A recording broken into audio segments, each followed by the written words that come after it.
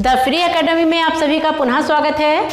जैसा कि पिछली वीडियो में हमने वार्णिक छंद के विषय में जाना था, अब अगली कड़ी में हम देखते हैं मात्रिक छंद। आशा है आप सभी को वीडियो पसंद आई होंगी। पसंद आए तो कृपया लाइक कीजिएगा और कोई त्रुटि नज़र आती है तो कमेंट के माध्यम से अवश्य अवगत कराएं।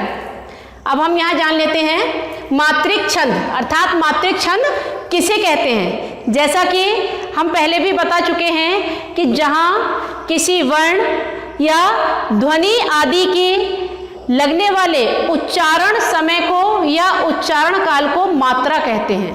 तो जब किसी वर्ण में या ध्वनि में हम उच्चारण करते हैं या उसको बोलते हैं तो उस अवधि को ही हम मात्रा कहते हैं, और जिस छंद में मात्राओं की गिनती होती है उसे हम मात्रिक छंद कहते हैं। देखिए कि जिस छंद में मात्रा की नियमित संख्या के विन्यास से आह्लाद उत्पन्न हो तो उस छंद को हम मात्रिक छंद कहते हैं।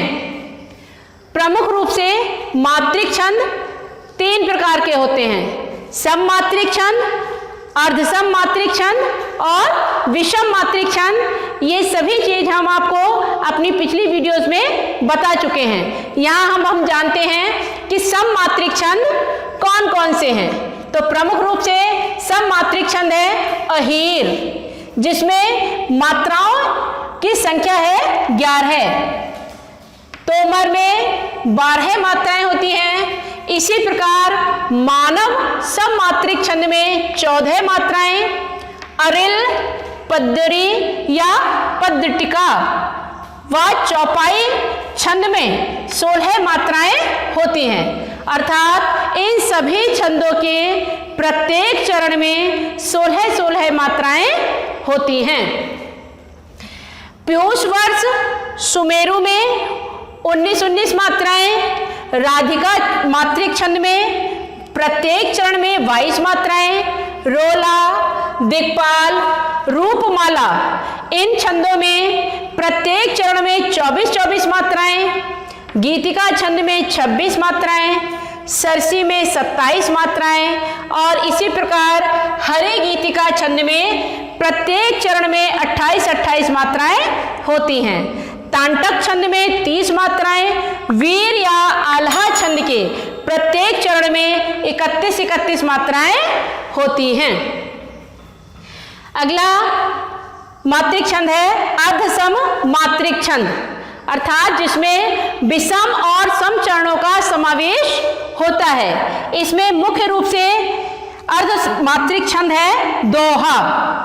दोहा जिसमें विषम चरणों में, विषम चरण कहते हैं प्रथम और तृतीय चरण को, पहले और तीसरे चरण को, और सम चरण कहते हैं दूसरे और चौथे चरण को। तो दोहा छंद के विषम चरण में 13-13 मात्राएं होती हैं, जबकि सम चरणों में 11-11 मात्राएं होती हैं। अगला हमारा अर्ध मात्रिक छंद है सोरठा। सोरठा छंद दोहा छंद का उल्टा होता है। उल्टा से तात्पर्य इसके विषम चरणों में मात्राएं 11-11 होंगी और सम में 13-13 होंगी, कि दोहे का ठीक उल्टा सोरठा छंद होता है। कभी कभी परीक्षाओं में ये भी पूछ लेते हैं कि सोरठा छंद किसका उल्टा है, तो याद रखिएगा दोहा और सोरठा दोनों ही एक दूसरे के विपरीत हैं। अगला छंद है उल्लालह, जिसमें विषम में चरण में 15 मात्राएं और सम चरणों में 13-13 मात्राएं होती हैं। तीसरा मात्रिक छंद है विषम मात्रिक छंद। इसमें प्रमुख छंद है कुंडलियां। कुंडलियां छंद में दोहा तथा रोला छंद का समावेश होता है। जैसा कि स्पष्ट हो रहा है कुंडलियां एक दूसरे में लिपटे हुए होना, तो दोहा छंद जब रोला छंद से लिपट जाता है अर्थात एक दूसरे में समाहित होते हैं दोनों छंद, तो कुंडलियां छंद की रचना करते हैं। इसमें प्रत्येक चरण में 24-24 मात्राएं होती हैं और रोला के 4 चरण, दोहा के चरण मिलकर 6 चरण हो जाते हैं। अगला छंद है छपय।